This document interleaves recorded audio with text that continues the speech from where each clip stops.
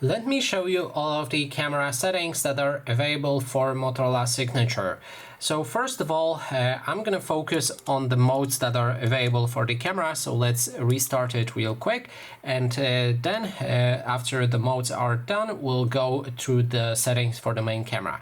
So here, when we move to the left, we'll be able to record slow motion. You can change the slow motion resolution to 4K, and this 4K only captures it in 120 FPS. You cannot put it on 240. If you want to use 240, you will need to make sure that you're using full HD. You can enable or disable microphone, which enables or disables sound recording for the slow motion. You can use zoom, but only 2 times, and enable or disable flash.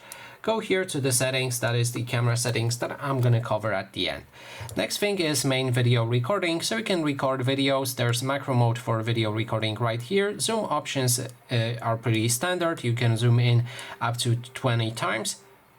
Then we can go up, and here we have flash. You can enable or disable it the same way. I'm gonna stop talking about the flash now. For rest of the modes, it's pretty obvious. Dolby Vision allows you to you can enable or disable Dolby Vision, and this applies a filters, not the filters. This applies a better quality, let's say, filter to your videos. You can try it out if you like. You can enable or disable horizontal lock, and that way you can record more stable videos. This is basically a video stabilization. Then there's the aspect ratio. You can change between full screen or 9:16 aspect ratio. Here you can change the resolution between full HD in 30 or 60 FPS, 4K in 30 or 60 FPS, and 8K only in 30 FPS.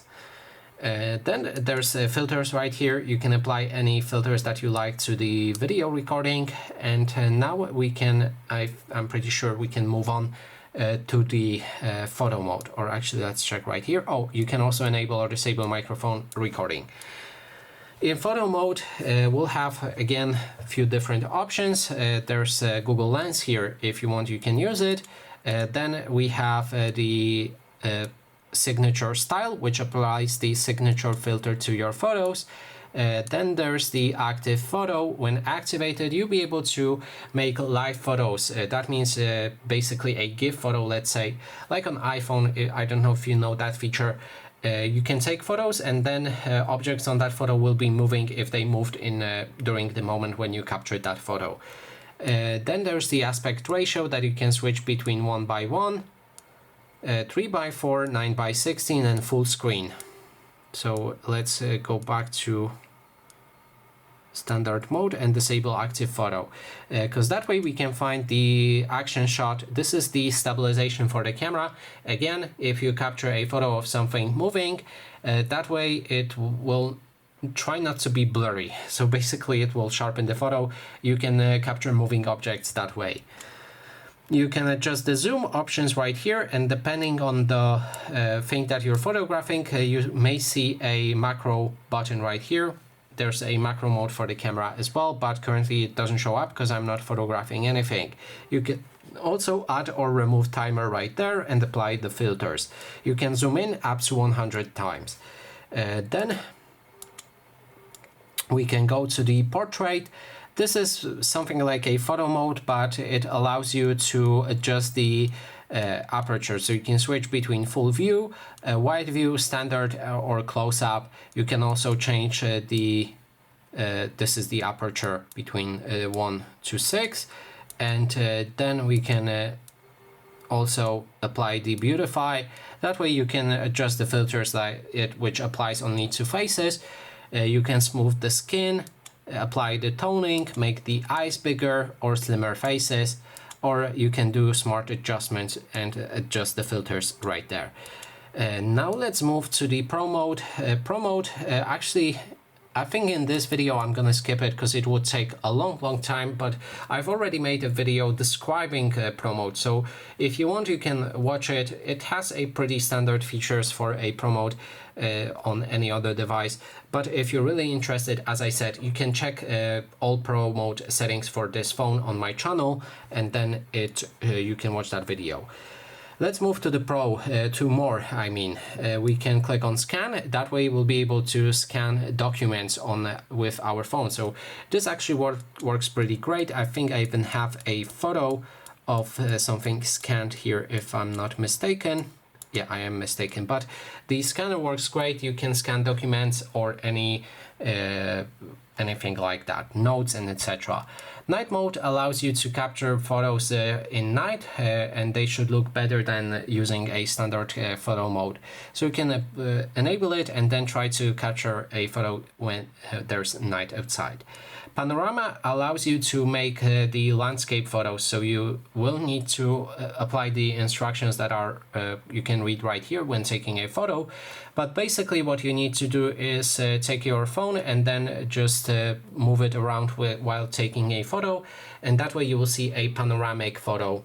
In more, again, we have ultra resolution. This mode will try to use the best quality for a photo. It will use, I think on this phone, how much we have, 40 megapixels, I'm pretty sure. Let's just check that up real quick. In about phone, we can see that this phone has 50 megapixels. So when you enable ultra HD mode, ultra resolution, it will take the photos with the highest resolution using 50 megapixels camera. Photo booth will allow you to use your phone as basically as a photo booth, so you can capture many photos by clicking on the shutter. Then you can do whatever you want during that time, and then it will take another photo and another photo and another photo and etc. We have long exposure, so you can enable this and then make some photos like this. So make sure to apply one of those filters. For example, traffic trails, you can enable it and put it on infinite time, then try to capture something moving, and you should see a result like this on this small image. Then we have group shot. This allows you to capture perfect memories from group sessions with all blinks corrected instantly after the photo is taken. So when you accept this and take a photo of group, it will try to remove any one that had closed eyes. They will be open and etc. So you will always take a perfect group shots, which are hard to make. Time-lapse, you'll be able to record a time-lapse of something and then edit it. But this requires some subject to record. I don't have any subject right now. Dual capture video allows you to capture video from your front camera and rear camera at the same time, so you can use it for vlogging or something like that. So now we have all of the modes covered. I stopped covering the top section, I think, from the portrait, since all of those options are basically the same for all of the modes. So let's now move to the main camera settings. Here, first thing is front photo resolution, that you can switch between standard resolution or high resolution. You can go to watermark and enable or disable watermark for your photos. That way you should see a watermark like this on your photos when you take them. Then there's the Super Zoom Pro, which enhances the clarity of telezoom photos. Google Lens is what I described right there. There was a Google Lens. You can use it if you like, or disable it. You can enable or disable auto frame rate for videos. You can go to AI Studio and activate audio zoom, which amplifies audio in the zoomed area of the viewfinder.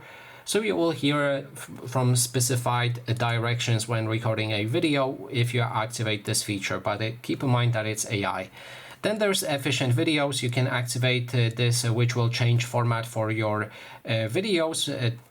This format will take less space on your phone, but may be incompatible with some of the services. So for example, you won't be able to upload them to Instagram or something like that unless you will convert them back to MP4. Then we have selfie mirroring, which mirrors front camera, so you can enable or disable it. Capture methods allow you to change how you can take photos. You can enable palm capture, auto smile capture, and tap anywhere to capture. If you go for palm capture, you need to show a palm like this to your camera, and then it should take a photo with that. Auto smile, when your camera detects that somebody is smiling on the photo, it will automatically capture that photo. And tap anywhere will basically capture photo if you tap anywhere in the camera. Then there's the shutter sounds. You can enable or disable camera sounds. This is the sound that you hear when you take a photo. You can enable or disable it. Capture assistant, activate assistive grid or leveler in your camera. Then quick capture allows you to activate your camera with this gesture. So you need to grab your phone and perform a shake like that. That way you will open a camera instantly. Then there's the keep last mode. When you activate this, let's say we go to the pro mode right here. So technically, if we go back, it should open with the pro mode again. Then we have the save location. When it's enabled, it will save your real map location when you took the photo, so you can check it in your memories, in Google, and etc. You can disable it also if you like. And lastly, there's other options like camera feedback, help, reset, and about. You can click on reset to restore default camera settings. So finally, we've covered all of the camera settings on this phone. Thanks so much for watching, and if you like this video, please consider subscribing.